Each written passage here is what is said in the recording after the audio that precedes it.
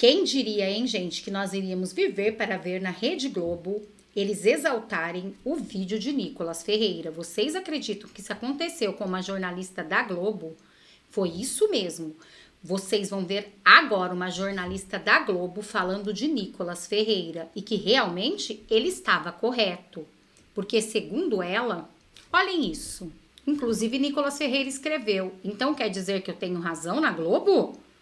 Antes tarde do que nunca, né? Não, o Pix não será taxado, tá? Essa foi uma das maiores fake news que conseguiram colar no governo. Agora, nessa discussão toda, a gente tem que separar o joio do trigo. O governo não vai taxar o Pix, mas, e aí que mora o detalhe, o governo estava pronto para fechar o cerco na cobrança de imposto de renda de trabalhadores, por exemplo, informais e que movimentavam mais de R$5 mil e que não estavam pagando o imposto. Essa é a realidade, né, Otávio? Vamos colocar que a gente preparou um material sobre essa questão do vídeo do Nicolas Ferreira, porque teve um alcance gigantesco, acho que mais de 300 milhões já estava, né? Um negócio assim. Isso. O alcance foi enorme, até gente do governo, conversando com gente, quanto? 380, né? Milhões. Até a gente do governo me disse, olha, o vídeo consegue explicar de maneira, eu ouvi a expressão impecável, o que ia acontecer. Claro, tem exageros, mas tecnicamente o vídeo conseguia dizer o que o governo estava querendo com a instrução normativa da Receita que teve que derrubar, que é a história de que ia fechar o cerco, nos 50, quem ganhava 5 mil, ou quem movimentava mais de 55 mil, ia fazer isso via fintech, via maquininha, porque já fazia antes em relação a bancão, né? Os bancos tradicionais. Gente, mas ainda tem mais. Sebastião Coelho agradece a Nicolas Ferreira e fala sobre pedidos de impeachment de ministros do STF. E já, não percam, está mais próximo do que podemos imaginar. Mas antes eu gostaria que vocês assistissem esse vídeo histórico de Nicolas Ferreira e vejam o dia que ele colocou o ministro Flávio Dino do STF em seu devido lugar. E gostaria que o senhor prestasse atenção, porque eu prestei atenção no senhor. Ouvir a verdade deve ser complicado, né, senhor ministro? O senhor me chamou de leviano, o senhor me chamou de mentiroso, o senhor me chamou de outros termos, disse que eu sou aliado de facção. Não, ele não disse coisas isso. desse tipo. Eu estou Você está mal interpretando a frase dele. Presidenta. Eu estou pedindo silêncio.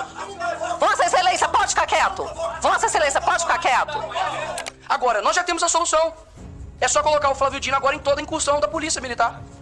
Porque, afinal de contas, entrei 15 metros. Os 15 metros que o senhor adentrou ali, senhor ministro, é impossível a Polícia Militar do Rio de Janeiro, Bob, entrar ali sem um aparato pesado policial. E não seriam recebidos simplesmente com o senhor descendo assim do carro, ajeitando o paletó, não. Seriam recebidos a tiros. Senhor ministro Flávio Dino, o senhor tem decepcionado os brasileiros, frustrado as pessoas que lhe confiou esse cargo. E, obviamente, nós temos divergências gigantescas politicamente e ideologicamente. Mas eu não torço pelo teu fracasso. Afinal de contas, o teu fracasso significa, ou deveria significar, o sucesso do crime organizado, o sucesso da milícia, o sucesso do roubo, do furto, do assassinato. E eu sei quem são as vítimas, no fim das contas, desse crime, que é a população brasileira em geral. E eu também não serei aqui leviano, assim como eu acredito que vocês são, em colocar toda a culpa de todo o crime nas suas costas. Até mesmo porque eu sei que vocês fazem isso com o seu opositor político. Diga-se de passagem, Jair Bolsonaro. Mas é evidente que o seu trabalho, ou a falta do seu trabalho, tem gerado consequências. Por exemplo, o homem que deveria ser o mais odiado pelo crime organizado, entra em um local dominado pelo crime organizado, que é, por exemplo, o Complexo da Maré. E como explicar isso para um cidadão comum brasileiro? Porque a esquerda, que odeia o Bolsonaro, ainda assim, ela confessa de que o crime odeia ele. E odeia, inclusive, o ex-ministro da Justiça, Sérgio Moro, que inclusive teve ameaças, né, de matar a sua família. Pelo que me parece, o senhor não demonstra nenhum ofensivo potencial ao crime, nenhum risco a ele. Afinal de contas, quando você olha a sua contundência com relação ao dia 8, e de fato, quem errou tem que ser punido, mas um cidadão comum brasileiro, ele pesquisa lá suas declarações, por exemplo, o Twitter, né, uma mídia que o senhor gosta de falar, e gostaria que o senhor prestasse atenção, porque eu prestei atenção no senhor. Ouvir a verdade deve ser complicado, né, senhor ministro? Mas se puder parar meu tempo, que o ministro está incomodado com alguma coisa. Se puder parar meu tempo, por gentileza. É a primeira vez que eu vejo um ministro sem medo de ir na maré, mas com medo de perguntas. Enfim. Voltando aqui ao tema, senhor ministro. O senhor é muito contundente com relação à baderna que ocorreu aqui no dia 8. Inclusive, diversas declarações, os chamados de terroristas. E o cidadão comum brasileiro verifica isso, por exemplo, no seu Twitter. Mas eu peço ao povo brasileiro que coloque lá PCC, vai ter 2 menções somente. Inclusive defendendo, dizendo que não há nenhum atrelamento entre o PCC e PT. Quando você pesquisa lá Comando Vermelho, não há nenhum tipo de menção no seu Twitter sobre o Comando Vermelho. E isso causa uma estranheza muito grande. Uma pessoa que tem uma contundência muito grande para ir para cima de baderneiros, que de fato acredito que são, mas não dá nenhum tipo de declaração contundente, como por exemplo o maior crime organizado que há no Brasil, que é o PCC. Nós vemos o tipo de foco do senhor, para mim é muito estranho, muito difícil de explicar, confesso. Quando, por exemplo, nós temos aviões sendo atirados pelo crime organizado no Rio de Janeiro, você tem 35 ônibus pegando fogo, e a tua prioridade é processar o influenciador porque ele ofendeu, lhe chamando de engordolo. Quando nós olhamos tudo isso, é muito difícil de explicar. É muito difícil de explicar. Então, eu acredito que tudo que está acontecendo hoje no Brasil com relação à segurança pública, é complicado dizer que o senhor tem feito um bom trabalho. Porque de duas uma, ou o senhor não tem culpa de nada, afinal de contas, ninguém que exerceria o teu papel daria conta de cuidar da segurança pública, e o senhor não tem culpa nenhuma. Ou o senhor não está tendo competência para tal, para exercer o Ministério da Justiça. E ainda dá um péssimo exemplo, dizendo que não viria até a Comissão de Segurança Pública, porque há pessoas aqui armadas e por conta de divergências políticas, o senhor estaria com a sua integridade física atingida. Isso fere não somente aqui o parlamento, mas além de tudo de ser uma mentira. Porque os deputados não vêm aqui trabalhar armados, senhor ministro. E o senhor sabe disso. Ou ao menos deveria saber, como o senhor gosta de insinuar para as pessoas. Agora, quando nós olhamos para os outros demais acontecimentos, a tua eloquência, o teu discurso, a tua fala, o teu deboche, o teu desrespeito, vem perdendo a graça. Inclusive até a própria velha mídia tem te descrito o senhor como animador de auditório. Porque o teu discurso, ele não sobrepõe a realidade das pessoas, horas. A realidade que vê um ministro focando em fiscalizar a oração de pastor, mas não vê um ministro atuante no que se diz respeito aos crimes que estão acontecendo no dia a dia. Ou seja, eu não estou aqui para poder torcer pelo teu fracasso, ministro Flávio Dino. Eu estou aqui para poder deixar bem claro que as suas declarações, e por mais que faça uma ginástica mental absurda, de que vocês precisam interpretar, é sempre nós, né? É como se o ministro fosse um iluminado. Ele sempre sabe de tudo e nós, meros seres abaixo de humano, precisamos interpretar o que o ministro diz. Afinal de contas, só ele entende o que ele diz. Até mesmo porque quando ele diz que a Polícia Federal está a serviço da sua causa, Lula, e do Brasil, aí o senhor diz que é uma mera dificuldade de interpretação nossa. Eu digo o contrário. As suas ações demonstram que o senhor tem feito com a Polícia Federal o que vocês acusavam de Jair Bolsonaro fazer na Polícia Federal. E agora nós temos uma brusca absurda de apreensão de cocaína e maconha, por exemplo. Redução de 28,6% de apreensão de maconha, comparados ao mesmo tempo do ano anterior, e 31,4% de redução de apreensão de cocaína. Ou seja, não está tendo coerência nas suas falas e nas suas ações. Isso, inclusive, acredito que tem atrapalhado o seu próprio chefe, Lula. Porque hoje é uma pesquisa que a aprovação tem caído no governo. Eu não sei quem te assessora ou se é da sua cabeça, mas essas declarações não têm ajudado o teu próprio governo, porque eu tenho certeza que a pauta número 1 no Brasil é a segurança pública. Ou seja, quando a pessoa vai trabalhar e ver um ônibus queimado, e vê lá, coloca no Google, Dino processa, e vê que não tem nenhum tipo de atuação contra, de fato, crime organizado, mas somente o trabalho padrão já da Polícia Federal, que tem feito, a pessoa sente-se frustrada. Então, eu acredito que não há coerência ou imparcialidade por parte do ministro. Pelo contrário, defende tudo o que condena, e quando é da direita, faz um show absurdo, vai pra cima, inclusive, de ministros, de deputados que com suas falas na tribuna, mas nada o faz contra, de fato, o crime organizado que tem destruído as famílias no Brasil. E, por fim, pelo menos uma coisa eu concordo com o senhor, ministro Flávio. O senhor disse que o senhor era um personagem, dos Vingadores. Eu acredito que o senhor parece muito com o Nick Fury, não sei se o senhor conhece. Só enxerga, de fato, realmente de um lado. Boa sorte para o senhor tentar explicar o inexplicável. Obrigado, presidente. O senhor me chamou de leviano, o senhor me chamou de mentiroso, o senhor me chamou de outros termos, diz que eu sou aliado de facção e coisas desse tipo. Eu estou Você apenas... está mal interpretando a frase dele. Presidenta, ele disse que eu e o governo Lula era composto por levianos. A senhora pode consultar as notas taquigráficas. Se houver mais uma injúria que viole o decoro parlamentar, eu vou, obviamente, zelar pelo regimento da casa, que é meu dever como cidadão brasileiro. Ministro, o senhor pode deixar que eu, como presidente, estou zelando. Não enxerguei nenhuma injúria aqui. Por favor, use a palavra. Mas não. Mas a senhora mas vai me interromper, mas presidente? não, porque o senhor está ameaçando agora querer fazer a minha função. Eu não vou aceitar. Seja menos tendenciosa. Eu, inclusive, cortei a palavra de deputados da oposição. Estou conduzindo. Peço ao ministro, faça a sua fala, mas não queira fazer a minha função. Senhora presidente, a senhora está Ela é a mediando presidente da parcialmente. comissão. Senhora presidente. Eu peço aos deputados da oposição que não batam boca, que não respondam, que fiquem em silêncio. Para ficar muito claro, se houver baderna, foram os deputados da base que fizeram. E aí o ministro vai poder sair. Eu estou pedindo silêncio. Vossa Excelência, pode ficar quieto. Vossa Excelência, pode ficar quieto. Eu fiz um pedido aos deputados da oposição. Peço que atendam meu pedido. Os deputados do governo, peço que atendam também. Ministro, por favor. Então, em relação à perquisição do deputado, ele diz que não há combate ao crime organizado e usa números que eu não sei exatamente de onde ele tirou, é de uma realidade inexistente. Por exemplo, eu já informei que a taxa de homicídios no país é declinante. Ano passado, a Polícia Federal apreendeu bens no valor de 350 milhões de reais. Esse ano está chegando perto de 3 bilhões de reais. Isto é combater facção criminosa.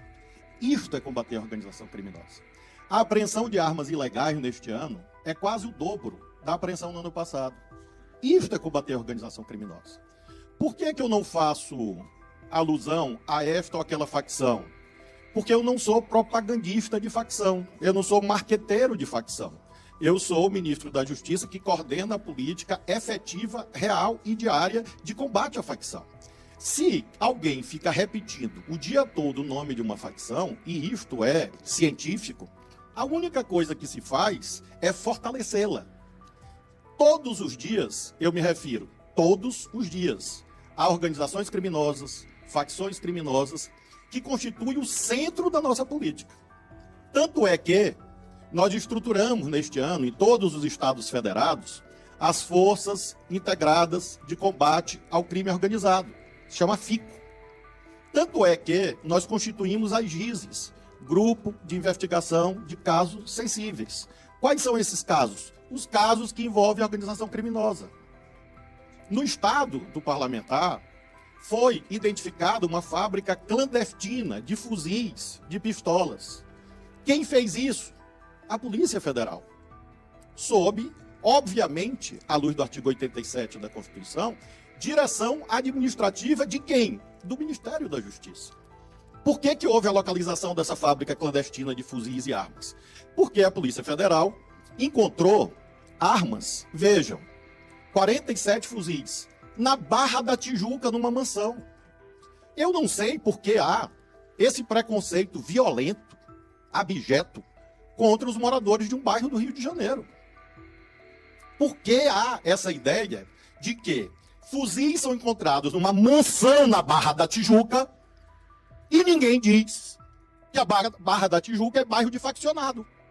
Porque são ricos? Assumam que não gostam de pobre. Assumam que não gostam do povo. Em relação ao complexo da Maré, já foi esclarecido dezenas de vezes, em entrevistas e em comissões, inclusive nesta. É mentira que eu entrei no complexo da Maré sem segurança. Isso é algo... eu ia dizer outra palavra, mas para não me nivelar por baixo. É inverídico, é falso, é mentiroso.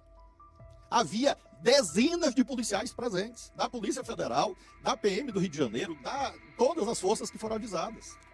Eu ingressei, dizem que eu subi o morro. É gente que não conhece o Rio de Janeiro.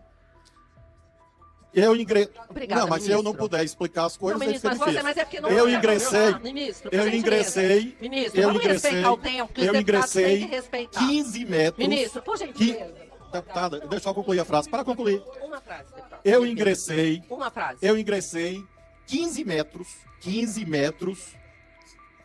O senhor estava lá para dizer que tinha barricada? Bom, eu ingressei. Por gentileza, ministro. É o senhor que preside. É o senhor que preside. Sem bater deputado. boca. Não, por favor, convidado. por gentileza. Eu quero pedir aos assessores, por gentileza. Tem deputado em pé. Pra eu peço a concluir. gentileza aos assessores que cedam lugar aos deputados que estão precisando de assento. Eu ingressei deputado 15 ministro. metros. Eu só quero concluir a frase, se a senhora permitir. Eu ingressei 15 metros no Complexo da Maré. Pois não, Com obrigada. segurança. E eu não sei por que insistem em Eu mentir vou- sobre isso. Porque não gostam de pobre, apenas por Um isso. minuto de réplica, deputado Nicolas. Como eu disse, eu era convencido de que o ministro Flávio Dino era uma pessoa extremamente capacitada e colocaria todos no chinelo, mas isso de fato não tem se mostrado. Pelo contrário, o teu argumento é dizer que eu não gosto de pobre. Eu nasci na cabana do pai Tomás. Nasci numa favela em Belo Horizonte. Agora, nós já temos a solução. É só colocar o Flávio Dino agora em toda a incursão da polícia militar. Porque, afinal de contas, entrei 15 metros. Os 15 metros que o senhor adentrou ali, senhor ministro, é impossível a Polícia Militar do Rio de Janeiro, o BOP, entrar ali sem um aparato pesado policial. E não seriam recebidos simplesmente com o senhor descendo assim do carro, ajeitando o paletó. Não, seriam recebidos a tiros. Não adianta tentar mudar a realidade. Quem mora lá sabe. Ninguém aqui tá querendo taxar como se pobre fosse traficante, não, porque eu nasci lá e sei muito bem que é uma minoria que avacalha um monte de vagabundo. Então, meus parabéns por nunca ter respondido a minha pergunta de que quem negociou a sua vida com tráfico. Um minuto, ministro.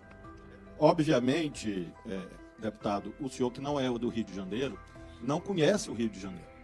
Os deputados... Deixa o ministro falar, por gentileza. Os deputados do Rio de Janeiro, tá aqui o Áureo, tá aqui o Jones Moura, tá aqui o Lindbergh, Luiz Lima, eu não sei porque eu não conheço.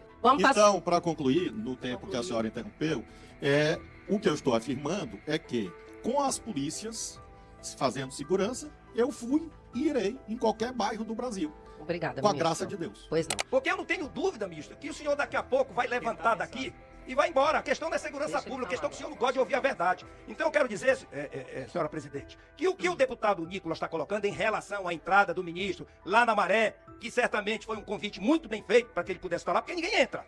Ninguém entra lá. E a Maré já mostrou isso. Tem tudo a ver com a pauta que está relacionada com a Polícia Federal. É o assunto que está sendo questionado aqui, é um dos tópicos do requerimento, é a Polícia Federal. Porque ele falou que ele tem a Polícia Federal, que ele usa a Polícia Federal, que a Polícia Federal serve o governo Lula, que o diretor da Polícia Federal está sentado ao lado dele. Onde ele vai? Olá, pessoal. Eu quero agradecer ao deputado Nicolas Ferreira pelo grande serviço que prestou à nação brasileira nessa questão do PIX. O Nicolas, em um vídeo inspirado e devastador, mostrou o grande absurdo que esse regime comandado pelo senhor Lula queria impor ao povo brasileiro, especialmente aos trabalhadores de baixa renda, aos pobres e à classe média brasileira.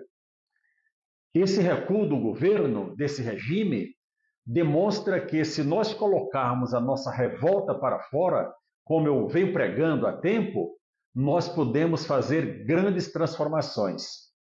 Da mesma forma que o povo brasileiro derrubou essa regulamentação do PIX, nós também podemos retirar o senhor Lula do comando desse regime. Podemos tirar o senhor Alexandre de Moraes e quem mais for necessário. Então, eu quero deixar aqui a vocês um pedido. Oremos pelo deputado Nicolas Ferreira, porque esse regime, o sistema, não vai se conformar com essa vitória, para nós vitória, mas para eles uma derrota acachapante. Deus abençoe a nação brasileira.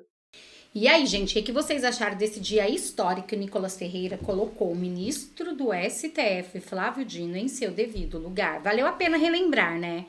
Agora, gente, sobre a possibilidade de ministros do STF serem impeachmentados e também Luiz Inácio Lula da Silva do PT, eu posso garantir para vocês que pode ser antes do que esperávamos. Agora mesmo, em fevereiro, a partir de fevereiro de 2025. E olhem essa notícia. Deputado Marcel Van Hatten apoia o senador Eduardo Girão para a presidência do Senado em votação que ocorrerá dia 1º/2. Vale lembrar que o senador Eduardo Girão é um daqueles defensor ferrenho da liberdade de expressão e principalmente do pedido de impeachment de ministros do STF, da CPI do abuso de autoridade. Ele sempre está ali batendo de frente com o sistema. E se realmente ele for eleito presidente do Senado, com certeza essa pauta vai ser uma das principais, assim como a anistia dos presos do 8 de janeiro, que ele vem defendendo com unhas e dentes. Mas não é só isso não. No meio dessa conversa ainda tem uma surpresa que pode impeachmentar Lula da Silva. Olhem isso. Pessoal, o deputado federal Marcel Van Hatten aqui. Olha quem eu encontrei, o nosso candidato à presidência do Senado da República, e o melhor senador dessa república, senador Eduardo Girão. Satisfação estar contigo. Satisfação estar contigo, com você, muito motivado para essa disputa do Senado Federal, dia 1º de fevereiro, um sábado. Então, acordo com o PT, com o governo Lula, a sociedade vai ter que tipo de voz? Nós queremos sim analisar pedido de impeachment, anistia, as pautas são claríssimas e eu conto com você. Agora imagina na Câmara dos Deputados, que também vai ser dia 1º, um sábado. Vai ser WO lá? Ou nós podemos ter, quem sabe, esse grande brasileiro perseguido político como presidente da Câmara? Pensa nisso aí, viu? Vamos ver. Fui já candidato 3 vezes e disse dentro da oposição que eu estou à disposição. Nós vamos conversar sobre isso até aí os próximos dias. No dia 1º de fevereiro também na Câmara é hora de votar no futuro presidente da Câmara, e assim como no Senado. A pauta primeira é o impeachment de um ministro supremo. Eu entendo que a pauta da Câmara é fazer o impeachment do Lula. E é o presidente da Câmara que tem que fazer isso. E a CPI de abuso de autoridade, que você é o autor. E defender as nossas prerrogativas e também do povo brasileiro contra a censura e a perseguição. Então tudo isso precisa estar na pauta da Câmara dos Deputados. Nós precisamos eleger um presidente que esteja alinhado com isso. Não sei ainda se serei eu candidato. Estou à disposição, como eu disse, do novo, da oposição e de todos os brasileiros, mas aqui tem candidato confirmado e com meu apoio para a presidência do Senado e o seu também. Vamos fazer campanha aí pro Girão ser o nosso presidente do Senado da República. Tamo junto. Grande abraço, Deus abençoe. Abraço, pessoal. Vamos fazer campanha, gente. Vocês já imaginaram Eduardo Girão, o senador Eduardo Girão, que bate de frente sempre com o sistema, presidente do Senado, não vai ficar um ministro do STF para contar a história que está causando essa repercussão, essas arbitrariedades e esse abuso de autoridade, esse ativismo judicial. Vamos dizer também dele, né, que vocês viram agora, Flávio Dino, totalmente colocado em seu lugar por Nicolas Ferreira. E ainda tem o caso, se Marcel Van Hatten for presidente da Câmara dos Deputados, com certeza ele vai defender a direita com unhas e dentes, a liberdade de expressão, ele que vem sendo perseguido político. Gente, seria realmente um grande presente para a direita. Isso em 2025, porque 2026 já tem uma PEC que estão falando por aí, que pode acontecer de diminuir a idade para presidente e vice-presidente. Vocês já imaginaram uma chapa com Bolsonaro presidente e Nicolas vice? Gente, não tem pra ninguém. Vai cair um por um, vai ser efeito dominó.